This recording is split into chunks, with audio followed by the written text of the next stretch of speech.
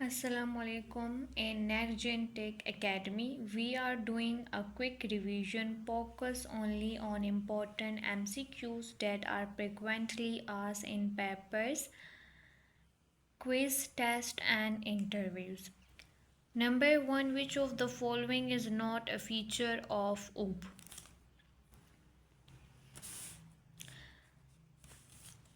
तो correct answer is सी, क्योंकि हमारे पास जो फीचर्स हैं उनके इनहेरिटेंस है, पॉलीमॉर्फिज्म है, इनकैप्सुलेशन है और एब्स्ट्रैक्शन है। कंपाइलेशन फीचर नहीं है। कंपाइलेशन हमारे पास क्या होता है, जो कि सोर्स कोड को मशीन कोड में कन्वर्ट करता है। It is not a feature of ऊप।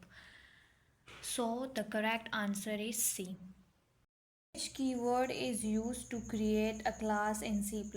मैं आपको लेक्चर नंबर 2 में ही बता चुकी हूँ। जब हम क्लास बनाते हैं, ठीक है, तो हम क्लास कीवर्ड यूज़ करते हैं। क्लास कीवर्ड सेम जो इसी तरह हम क्लास कीवर्ड को यूज़ करते हैं। तो इसमें यही पूछा गया है कि हम जब क्लास बनाते हैं तो हम कौन सा कीवर्ड यूज़ करते हैं, तो हम क्लास कीवर्ड को यूज़ करते हैं। तो इसका आंसर आएगा क्लास। स्ट्रक्चर हम क्यों यूज़ करते हैं, हम स्ट्रक्चर जो है बनाते हैं, क्रिएट करते हैं। ऑब्जेक्ट तो नहीं, क्रिएट भी नहीं, तो इसमें ए ही है हमारे पास।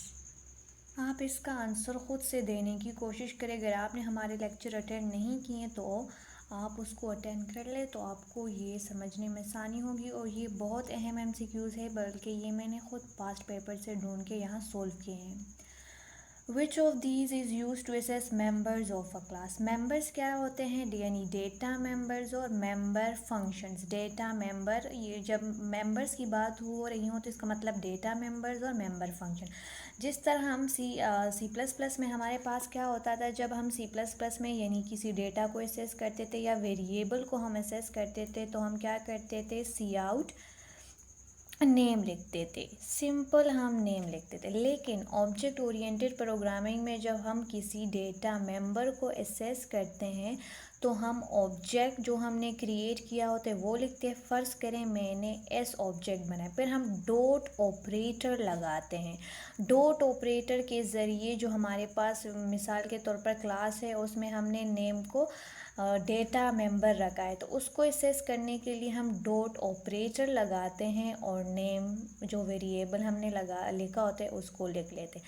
तो इसका मतलब है जो हम डेटा मेंबर या मेंबर फंक्शन को एसेस करते हैं क्लास में, ठीक है, तो हम डॉट ऑपरेटर के ज़रिए एसेस करते हैं। तो इसमें आएगा डॉट ऑपरेटर। एरो ऑपरेटर जो है आगे जाकर हम देखेंगे। जब हम पॉइंटर वेरिएबल बनाते हैं तो फिर हम एरो ऑपरेटर को यूज़ करते हैं। स्कोप रिजोल्यूशन ऑपरेटर ये किस लिए इस्तेमाल होता है, ये हम आगे जाके डिटेल में करेंगे, ठीक है। तो इसमें ऑप्शन आता है dot operator. What is an object in ऊप? तो मैं आपको बता चुकी हूँ कि जो इंस्टेंस ऑफ अ क्लास होता है वो हमारे पास ऑब्जेक्ट होता है। ऑब्जेक्ट और इंस्टेंस एक ही चीज़ होती है। इंस्टेंस क्या है, नंबर 3 का प्रोग्राम है जो कि हमने सोल्व किया था। इसमें ये S1 जो है ये इंस्टेंस ऑफ अ क्लास है, ठीक है। मैं आपको इसका क्वेश्चन लेक्चर नंबर 3 में डिटेल में एक्सप्लेनेशन दे चुकी हूँ। ये जो है इंस्टेंस ऑफ अ क्लास है, यानी ऑब्जेक्ट ऑफ अ क्लास है, ठीक है। जो ऑब्जेक्ट होता है या इंस्टेंस होता है ये एक ही चीज़ होती है। तो S1 जो है ये इंस्टेंस है स्टूडेंट क्लास का या ऑब्जेक्ट है स्टूडेंट क्लास का, ठीक है। तो मैं आपको एग्जांपल में बता चुकी हूँ ना, तो ये यही है कि ये ऑब्जेक्ट हमारे पास फंक्शन होता है या इंस्टेंस ऑफ अ क्लास होता है या वेरिएबल होता है या लूप होता है। तो मैं आपको बता चुकी हूँ ऑब्जेक्ट हमारे पास इंस्टेंस ऑफ अ क्लास है। तो इसका मतलब है कि इसमें हमारे पास आता है B. Which of the following is a valid class name? ये भी मैं आपको लेक्चर नंबर 3 में बता चुकी हूँ, जब हम क्लास और ऑब्जेक्ट एक्सप्लेन कर रहे थे कि क्लास का जो नाम होता है, जिस तरह हमारे पास C++ में रूल्स होते थे कि हमारे पास जो क्लास का नाम होगा वो जो है क्या होगा, वो हमारे पास 1 2 3 से भी स्टार्ट नहीं हो सकता और स्पेशल सिंबल से भी स्टार्ट नहीं हो सकता, ठीक है। वो हमारे पास आपने रूल्स पढ़े हैं ना वेरिएबल के सी प्लस प्लस में, तो वही है, यानी अंडरस्कोर से स्टार्ट हो सकता है, अल्फ़ाबेट से स्टार्ट हो सकता है, ABC से। तो आप देखिए इसमें पहले में डिजिट है और फिर नाम है, तो ये गलत है। फिर स्कोप अंडरस्कोर है, फिर क्लास है, फिर तो इसका मतलब बी ठीक है, लेकिन हम आगे जाके देखेंगे कि और किस तरह पॉसिबल है। हैश ये स्पेशल कैरेक्टर है, that is also not possible, we learn in C plus plus rules. फिर आता है डी क्लास। क्लास हमारे पास कीवर्ड है जब हम यूज़र डिफाइन डेटा टाइप बनाते हैं। क्लास अगर नाम लिखा है, मैंने यूज़र डिफाइन डेटा टाइप लिखा है, ठीक है, तो मैं क्या कर सकती हूँ, मैं क्लास एस नहीं लिख सकती, ठीक है, एक दफ़ा। तो ये वाला जो बी नंबर है वो हमारे पास ठीक है, ठीक है। ये तो हमने यूज़र डिफाइन डेटा टाइप है, अगर मैंने यही रखा है, यही दोबारा रखा है, तो ये हमारे पास एरर आएगा। इस तरह चेंजेस हो सकती हैं अंडरस्कोर लगा के, लेकिन ये नहीं हो सकता। नंबर 3 का प्रोग्राम है जो कि हमने सोल्व किया था। इसमें ये S1 जो है ये इंस्टेंस ऑफ अ क्लास है, ठीक है। मैं आपको इसका क्वेश्चन लेक्चर नंबर 3 में डिटेल में एक्सप्लेनेशन दे चुकी हूँ। ये जो है इंस्टेंस ऑफ अ क्लास है, यानी ऑब्जेक्ट ऑफ अ क्लास है, ठीक है। जो ऑब्जेक्ट होता है या इंस्टेंस होता है, ये एक ही चीज़ होती है।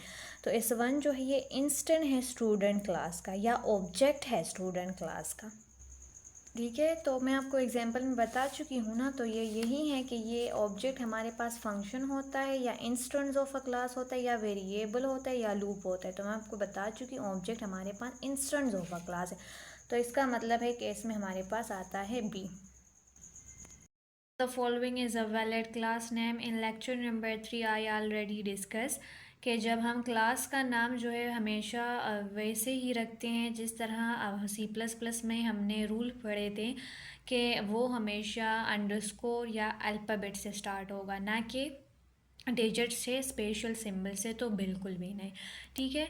तो क्लास का नाम, लेकिन एक बात जहन में रखें, जब क्लास हम डिफाइन कर रहे हैं तो इसका मतलब है ये एक यूज़र डिफाइन डेटा टाइप है, और जब हम क्लास डिक्लेयर करते हैं, जो सी होता है वो हमेशा छोटा होता है, ठीक है। जो सी होता है ना वो स्मॉल अल्फ़ाबेट होता है।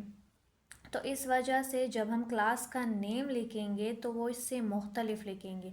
अगर आपने class user define data type लिखा है, डिफ़ाइन के कि मैं यूज़र डिफाइन डेटा टाइप बना रही, उसी के साथ क्लास का नेम आपने क्लास ही लिखा है, तो ये गलत है, कंपाइलर कंफ्यूज हो जाएगा, ठीक है। अब इसमें ए है टू स्टूडेंट, तो ये गलत है क्योंकि रूल है कि डिजिट से तो कभी स्टार्ट नहीं होगा। अब बी में है अंडरस्कोर है, क्लास है, लेकिन मैं आपको बता चुकी हूँ कि ये कैपिटल नहीं होना चाहिए, ये स्मॉल होना चाहिए, और यहाँ देखिए ये हमारे पास कैपिटल है, तो इसका मतलब है इन दोनों में फ़र्क है। ये जो है ऑलरेडी जो है कंपाइलर को पता चल जाएगा कि यूज़र डिफाइन डेटा टाइप, लेकिन जब इसको देखेगा तो वो समझ जाएगा ये क्लास का नेम है, तो ये हमारे पास एरर नहीं देगा। अब आएगा इसमें स्पेशल सिंबल यूज़ किया है, तो ये भी वैलिड नहीं है। अब आता है डी क्लास, ठीक है, ये हाँ हमसे गलती हुई है, ये जो है कैपिटल सी है, ठीक है, ये कैपिटल सॉरी स्मॉल सी है, ठीक है, स्मॉल सी है। तो ये दोनों जो है मैं आपको ऑलरेडी बता चुकी हूँ, ये सेम होगा तो कंपाइलर कंफ्यूज होगा, एरर आएगा। तो इसमें जो सही है वो बी है, ठीक है। ये क्या है, ये हमारे पास कैपिटल है और ये दोनों स्मॉल है, तो ये एक जैसे आ रहे हैं, तो इसका मतलब बी हमारे पास करेक्ट ऑप्शन है। Specifier is the default in a class. जब हम क्लास लिखते हैं और डेटा मेंबर और मेंबर फंक्शन उस क्लास के अंदर लिखते हैं, तो जब हम एसएस स्पेसिफायर नहीं लिखते, एसएस स्पेसिफायर क्या होते हैं ये मैं आपको लेक्चर नंबर 4 में बता चुकी हूँ। ये हमारे पास कीवर्ड्स होते हैं, ठीक है। जब हम कुछ भी नहीं लिखते हैं, मिसाल के तौर एग्जाम्पल को आप देख ली, ये पब्लिक है, अगर मैं इसको नहीं लिखती, मतलब डिस्कार्ड कर दिया ना, ये मैंने छुपा दी, इसको मैंने डेटा मेंबर और मेंबर फंक्शन रखे, तो बाय डिफ़ॉल्ट कंपाइलर इसको एज्यूम कर लेगा प्राइवेट। तो जो डिफ़ॉल्ट ये लेता है कंपाइलर, तो वो प्राइवेट होता है, ठीक है। तो इसमें हमारे पास आएगा कि public, private, protected, none of these. तो जब हम किसी बेसिस स्पेसिफायर को नहीं लिखते, यानी पब्लिक, प्राइवेट, प्रोटेक्टेड, इन तीनों में से, तो कंपाइलर ऑटोमेटिकली उसको बी यानी प्राइवेट रख देता है। ठीक है, फिर आता है which of the following can be private in a class, कि हम क्लास के अंदर किन किन चीज़ों को प्राइवेट रखते हैं। तो क्लास के अंदर हमारे पास दो चीज़ें होती है, डेटा मेंबर और मेंबर फंक्शन। तो इसका मतलब है कि हम डेटा मेंबर और मेंबर फंक्शन दोनों को प्राइवेट रख सकते हैं। तो इसमें both A and B. Header file is require for input output in C++।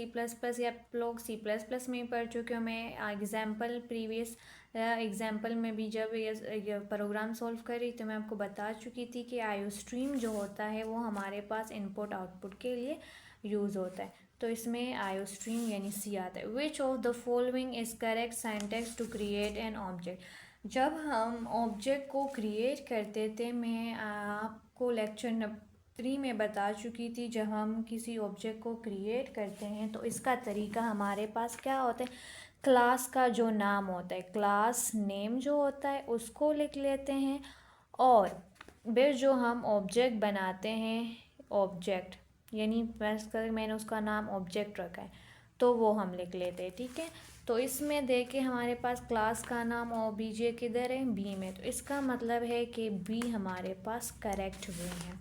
ठीक है, बहुत ज़्यादा अहम, जो कि ऐसा कोई पेपर नहीं हुआ जिसमें ये रिपीट नहीं हुआ। जहाँ आप अगर इंटरव्यू के लिए भी जा रहे हैं तो ये सबसे अहम है। कैन क्लास ऑक्यूपाई मेमोरी, के क्लास जगह लेती हैं। जब हम क्लास कीवर्ड को डिफ़ाइन करते हैं या जो बनाते हैं क्लास को, तो वो जगह लेती हैं। None of these, only when object created, yes, both, B and C. तो मैं आपको लेक्चर नंबर 3 में बता चुकी हूँ कि क्लास हमारे पास नक्शा होता है। जब आप घर का नक्शा बनाते हैं तो वो जगह लेती हैं, नहीं लेती। जब तक वो घर नहीं बन जाता, जो घर बनता है वो हमारे पास क्या होता है, ऑब्जेक्ट होता है। तो इसका मतलब है कि क्लास तब ही जगह ले सकती हैं जब ऑब्जेक्ट क्रिएट हो जाएगा। तो इसमें आता है ओनली व्हेन ऑब्जेक्ट क्रिएटेड। अगर ऑब्जेक्ट क्रिएट नहीं हुआ तो क्लास जगह नहीं ले सकती। ठीक है, तो आज के लिए अल्लाह हाफिज़, इतना ही काफ़ी है। हमारे नेक्स्ट जो लेक्चर होगा वो प्रोग्राम एग्जाम्पल होगा इंशाल्लाह।